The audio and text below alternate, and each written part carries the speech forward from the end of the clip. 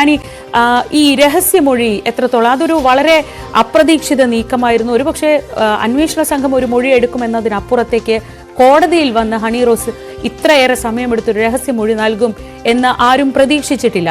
ഇന്നലെ ഈ Bobby ചെമ്മണ്ണൂരിന്റെ phone police സീസ് ചെയ്തെടുക്കുകയും അത് കോടതിക്ക് മുന്നിൽ ഹാജരാക്കുകയും ചെയ്തിട്ടുണ്ട്. ഹണി റോസ് 2 മണിക്കൂറോളം നീളുന്ന തരത്തിൽ വിശദമായി മൊഴി പറഞ്ഞിട്ടുണ്ട്. അതായത് ഈ പോലീസിന് നൽകിയ പരാതിയിൽ പറഞ്ഞതിനപ്പുറം എന്തെങ്കിലും ഉണ്ടെങ്കിൽ ബോബി ചെമ്മണ്ണൂരിന്റെ കാര്യത്തിൽ അല്പം സംശയങ്ങൾ ഉണ്ടാകും അല്ലേ? അങ്ങനെ തന്നെയാണ്. കാരണം ഈ മൊഴിയിൽ പറഞ്ഞതിന് അപ്പുറത്തേക്ക് മറ്റെന്ത് എന്നൊരു ചോദ്യം എല്ലായിടത്തും തന്നെ ബാക്കി നിൽക്കുന്നുണ്ട്. അത് പ്രതിഭാഗത്തിനായാലും അത് വലിയ ആശങ്ക അത് സൃഷ്ടിക്കുന്ന ഒരു മേഖല അത് തന്നെയാണ്. കാരണം ഈ മൊഴിക്കപ്പുറത്തേക്ക് മറ്റ് എന്താണ് അവർ കോടതിയിൽ പറഞ്ഞിട്ടുള്ളത് അത് തന്നെയാകും ഈ കേസിന്റെ ഗതി നിർണ്ണയിക്കുക എന്ന കാര്യത്തിൽ ഒരു സംശയവുമില്ല. കാരണം ഇന്നലെ 2 മണിക്കൂറോളം ഈ കാര്യങ്ങളിൽ മജിസ്ട്രേറ്റിന് മുൻപാകെ മൊഴി നൽകുകയുണ്ടായിട്ടുണ്ട്. അതിൽ ഏറ്റവും പ്രധാനപ്പെട്ടത് എന്ന് പറയുന്നത് ഈ കേസുമായി ബന്ധപ്പെട്ടുകൊണ്ട് എല്ലാ കാര്യങ്ങളും പരാതിയുമായി ബന്ധപ്പെട്ടുകൊണ്ടുള്ള കാര്യങ്ങൾ അവർ പുറത്തു പറയാവുന്നതെല്ലാം പറഞ്ഞിട്ടുള്ളതാണ്.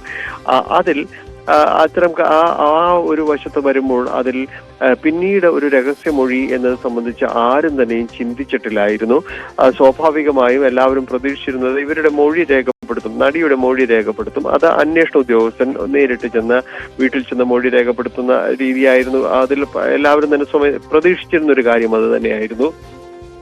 അതാകട്ടെ ഇന്ന് കോടതിയിൽ ഹാജരാക്കുന്നതിന് മുൻപ് പൂർത്തീകരിക്കേണ്ടതുമായിരുന്നു. അപ്പോൾ അത് ഇന്നലെ സ്വാഭാവികമായി അത് നടന്നു. ഉച്ചയ്ക്ക് മുൻപായിട്ട് തന്നെ അത്തരം കാര്യങ്ങൾ നടക്കുമെന്ന് തന്നെ പ്രതീക്ഷിച്ചിരിക്കുമ്പോഴാണ് തികച്ചും അപ്രതീക്ഷിതമായി നടി കോടതിക്ക് മുൻപാകെ എത്തുകയും അവിടെ രഹസ്യമൊഴി രേഖപ്പെടുത്തുകയും ചെയ്യുന്നത്. അത് ഏതാണ്ട് 2 മണിക്കൂറോളം നീണ്ടു നിന്നു എന്നതാണ് ഇപ്പോഴുള്ള മജിസ്ട്രേറ്റ് കോടതി നമ്പർ 2 തന്നെയായിരുന്നു ആ മൊഴി രേഖപ്പെടുത്തുകയും ചെയ്തത്.